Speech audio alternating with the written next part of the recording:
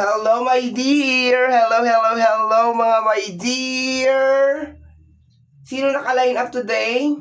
Si Gemini. Okay. So, hello, my dear Gemini! Hello, mga my dear! This is going to be your March 17 hanggang March 22, 2025 general reading. Okay? So, reminder na hindi po ito 100% na mag-resonate para sa ating lahat. So, please mga my dear Gemini, lower your expectation pagdating po sa mga general reading. Okay, my dear, medyo maaga yung ating uploading today. Tama? Okay, kino-confirm ko. Teka lang.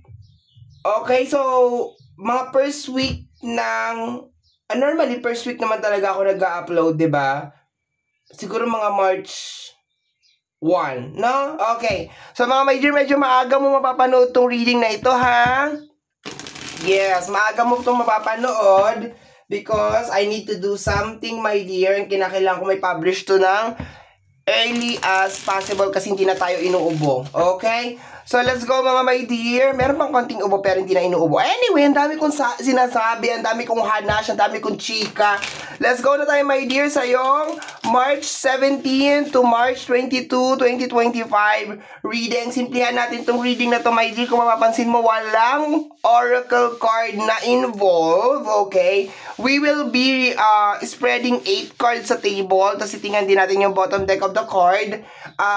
Every time na meron mga cards na parang medyo malabo ang mensahe, of course, kukuha ako ng additional cards for that.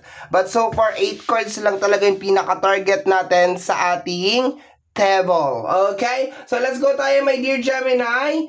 March 17 to 22. Tingnan natin. Ang dami, darling. Gemini. Teka nga.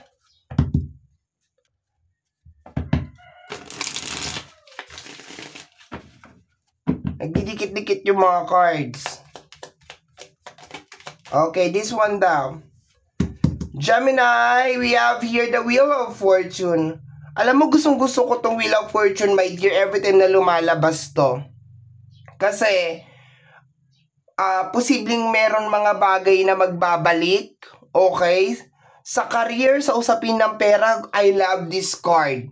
I love this card so much kasi posibleng meron mga oportunidad, meron mga opportunities, meron mga blessing na kakatok sa'yo ulit, my dear Gemini. Tingnan natin yung kasama nito, pero sinasabi ko lang sa'yo, my dear, I love this card so much, okay? Kung meron akong paboritong card, isa to sa pinaka-paborito kong card, the Wheel of Fortune.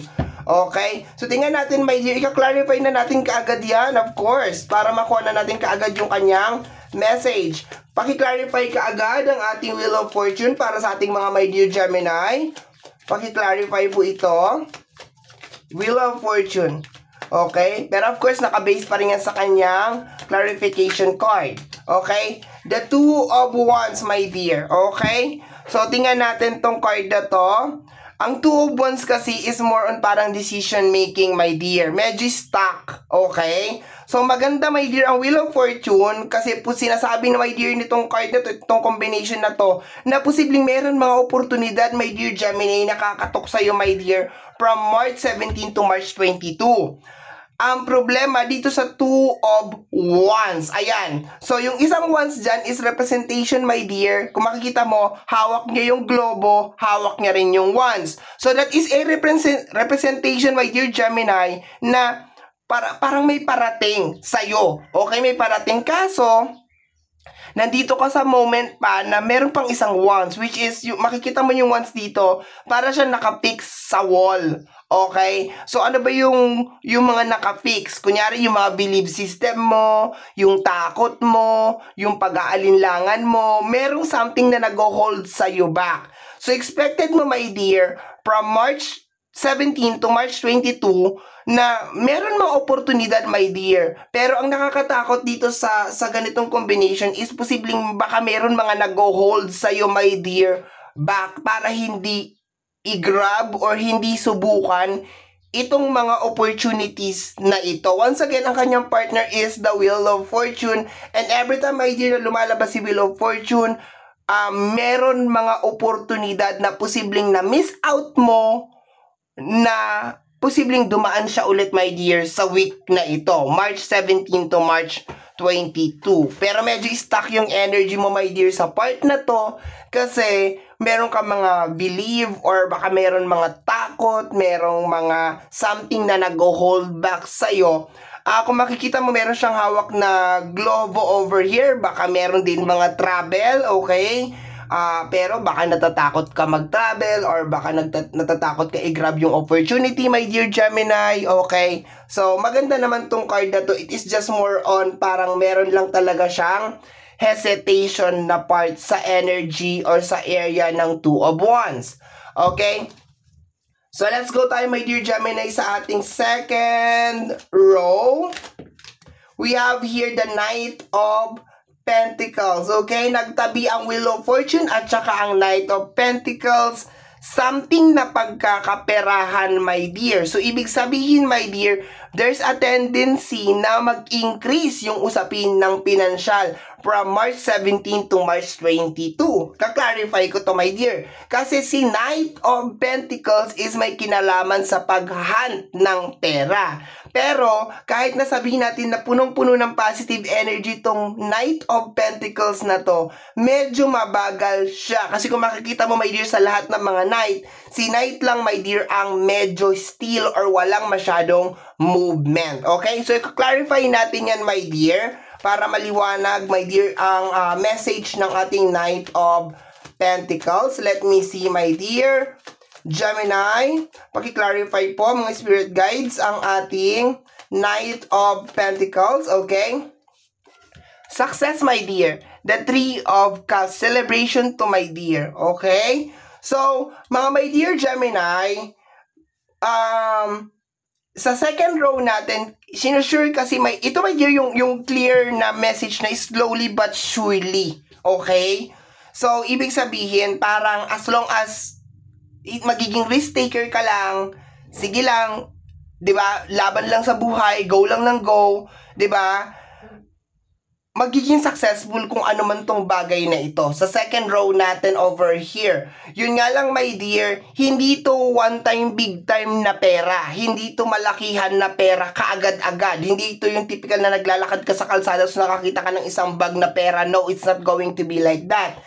Ito yung typical, my dear, na you need to trust the process. Okay? So, posible na meron kang mga dapat siguro baka noon mo pa ito pinaplano. Okay? Kasi para nakakakuha talaga ako ng hesitation dito, my dear. Baka matagal mo na itong pinaplano or matagal mo na itong gustong gawin. Okay? Yun nga lang, parang medyo question mark ka sa magiging resulta. Okay, medyo marami kang agam-agam, marami kang question mark kung ano yung magiging resulta. Dito sinasabi, my dear, na yes, magiging successful siya, magdadala siya ng pera sa'yo, pero hindi siya mabilis, okay? Kung makikita mo dito sa Knight, merong lupa. Madalas ko itong my dear, pero hindi ko naman ina-apply sa lahat. I always use this as an example, my dear. Kung nakikita mo to, my dear, si Knight, ang tingin ko kasi sa kanya dito is parang may hawak siya na pera, pero parang pinag-iisipan niya na mabuti kung bibili niya ba tong lupa na to, or kung lupa man niya to, pinag-iisipan niya kung ano yung itatanim niya dyan. Kaya medyo mabagal siya. Pero ang nagpa-worse lang kasi dito is yung Two of Wands, yung hesitation, my dear. Pero dito kasi kino-confirm ng Three of Cups na yes, magiging magiging success. Kung ibabalik tayo dun sa example ko, kung bibilin mo tong lupa na to, ibig sabihin, that is a good investment. Kung magtatanim ka naman dyan sa lupa na yan, ibig sabihin, maski anong itanim mo talaga dyan sa lupa na yan, magiging good investment talaga siya. As in, meron talaga siyang pera na babalik sa'yo. Pero sabi ko nga sa'yo, medyo mabagal kasi alam naman natin na pag bumili ka ng lupa, hindi naman kaagad yun na binili mo ngayon tapos kinabukasan, triple na yung presyo ng lupa. Or pag nagtanim ka ngayon, kinabukasan, harvest na, di ba? So, ibig sabihin, may konting sakripisyo talaga siya, my dear. You just need to be very risk taker talaga sa buhay natin. Okay? Or sa buhay mo. Okay, let's go na tayo, my dear, sa ating third row, my dear Gemini. We have here the Hierophant, okay? Ang Hierophant, my dear, is energy ng spiritual guide, okay? So, posibleng you need to trust your spirit guide. Kung hindi man to literal na spirit guide, posibleng consulting somebody na merong otoridad. Okay, for example, bibili ka ng lupa, mag-consult ka. Make sure na maayos yung paper, make sure na, alam mo yun, kung meron kang bibilhin, make sure na maayos yung paper, walang aberya, walang ano, para sigurado talaga, hindi masayang yung ano mo, kasi, minsan, meron mga taong manloloko, yung ganon, para just to make sure, lalo na kung pera ang pinag-uusapan natin, especially kung meron kang mga bibilhin, meron kang mga gagawin, parang i-sure mo talaga siya. Maliban contact your spirit guide, trust your spirit guide, posible din, my dear, kasi itong Hierophant na to, pag lumalabas sa akin to, this is energy ng isang mataas na authority, okay? Posibleng lawyer, posibleng police, posibleng engineer or something like that, okay? Especially kung magpapatayo ka ng bahay, di ba? Consultant engineer, consultant architect, yes, medyo mapapamahal ka ng konti, pero at least tama yung lahat, matibay yung pundasyon. Remember, gumagawa tayo ng investment, okay? So, yun, okay. So, let's go tayo, my dear. Okay, dalawa to. This is going to be the last row. And ito na yung magiging partner ng ating Hierophant. Okay, we have here the 8 of Wands. Okay? So, energy ng 8 of Wands, message from the universe. Okay? So, my dear, nakukuha ko dito na maganda tong week na to for you. Kailangan mo lang talagang maging sigurista. Okay? Especially if you're gonna buy something, kung meron kang ipapagawa, or kahit sabihin natin, my dear, na mag-a-apply ka ng trabaho, you just need to make sure talaga na everything is black and white. Ganun lang talaga. Hindi naman sa parang wala kang tiwala, pero parang para makampante ka lang. Okay? Yun yung pinaka-point dito, my dear. Kailangan mo makahanap, my dear, ng reason para ipagpatuloy yung isang bagay. Okay? So, kailangan ma-secure. Kasi pakiramdam ko kaya hindi ka nagpapatuloy or kaya hindi mo tinutuloy or parang ayaw mong ituloy, my dear, it's because walang assurance, okay? So, sinasabi dito ng card is nasa sayo yan, my dear Gemini, kung paano mo i-assure yung mga next step mo, okay? Kung if you wanna buy property, contact, of course, lawyer, mga real estate agent, but to make sure na yung property na yan ay good. Diba? Na walang problema dyan, my dear, walang aberya. Kung magtatayo ka ng mga negosyo, konting background check, diba? Tungkol sa negosyo na yan. Kung mag-apply ka ng trabaho, diba? Kailangan transparency. Okay, gano'n lang naman talaga yun, my dear. I think, ang pinakamaano ko sa iyo, my dear, for this week, March 17 to March 22 is, huwag ka matakot na magtanong. Huwag ka matakot na ibuksan yung bibig mo sa mga tao na nag-o-offer sa iyo, 'di ba?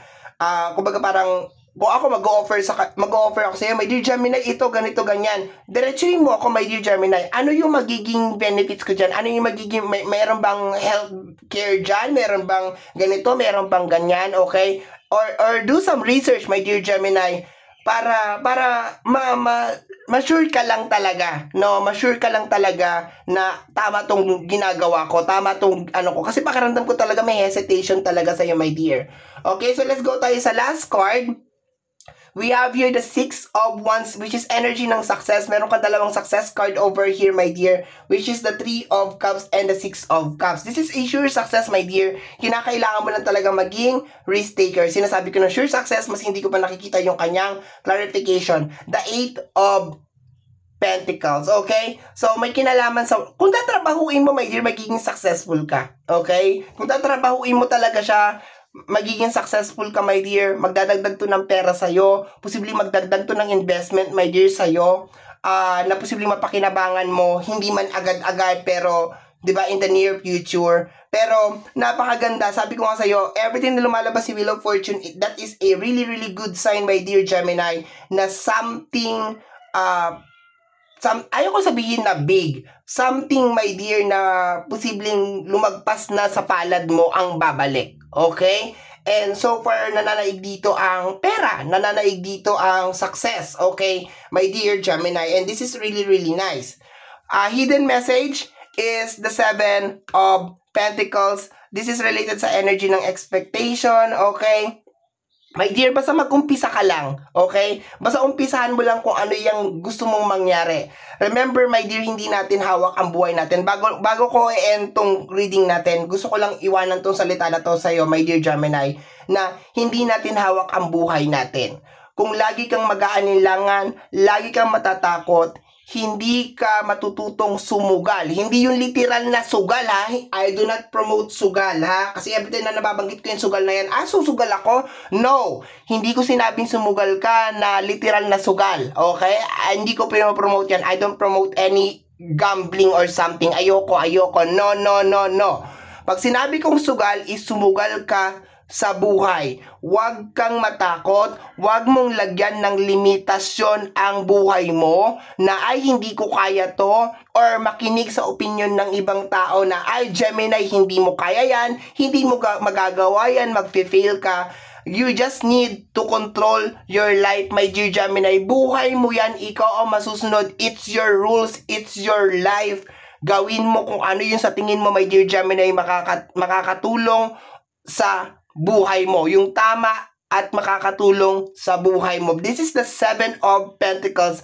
Sinasabi dito, my dear, na and partner niya is the Star, partner niya sa likod is the Justice, and meron tayong Ace of Wands. Kaya sinabi ko, my dear, na mag-start ka lang, just go for it. Kasi kung titingnan mo to, my dear, in reverse, from the Ace of Wands to Justice to Star and the 7 of Cups, sinasabi dito, my dear, kung titingnan mo pa ganito, medyo malabo siya. Pero kung titingnan mo pa balik, sinasabi dito, my dear, na yes, kung ano yung action mo, mabibigyan niya ng sukli, mabibigyan niya ng reward. So, kinakailangan mo talagang gumawa ng desisyon and take action talaga sa life mo. Tanggalin mo yung mga hesitation. Kung meron pa rin talaga mga hesitation, do some research, kumuha ka ng mga taong makakatulong sa'yo para mapanatag ang iyong kalooban, my dear Gemini. Okay?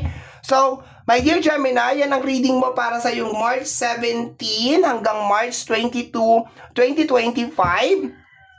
Somehow, my dear, kung nagustuhan mo to, especially kung napadaan ka lang, don't forget to subscribe. Paki-click, my dear, ang notification bell para ma-update ka sa aking mga upload. And free to like, free to share, free to comment sa lahat ng ating mga videos, mga my dear. Once again, my name is RJ, also known as Apo Jeng. Maraming salamat po, and until next time, bye-bye. Thank you, my dear.